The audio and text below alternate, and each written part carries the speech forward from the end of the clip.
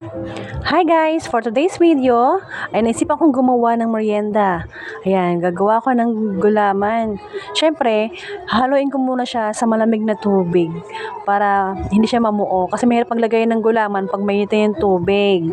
Tapos, nung lumamig na siya, ayan, nilagay ko na yung mga dapat ilagay. Pinaghalo-halo ko na hanggang sa sumarap na siya guys.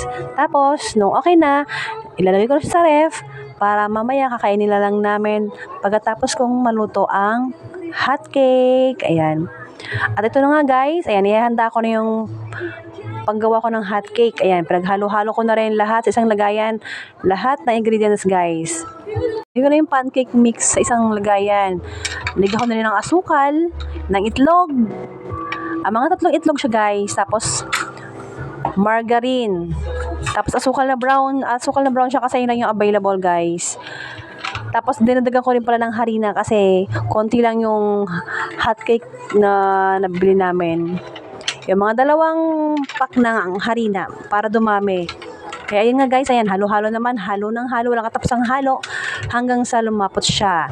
Feeling ko nga lumita yung braso ko kakahalo eh. O diba? Ayan, nilagay ko na yung butter. Siyempre, diyan ko na rin siya dinurog sa aking ginagawang hot cake. O, yan. Halo ulit. Halo na lang halo. Walang katapusang halo na naman. Tapos, ayan na. Nawala na akong bigla. Kasi nga, kinuha ko yung sandok at saka yung pitchel.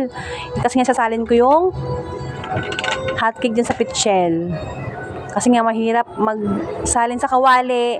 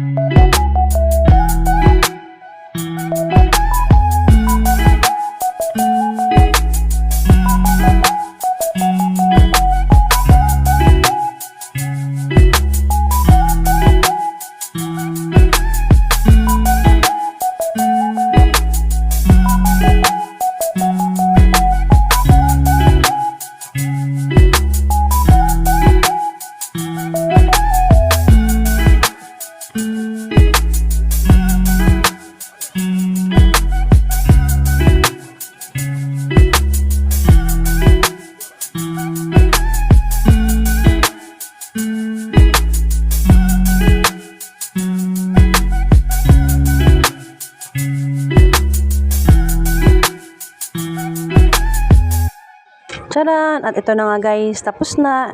It's time to eat!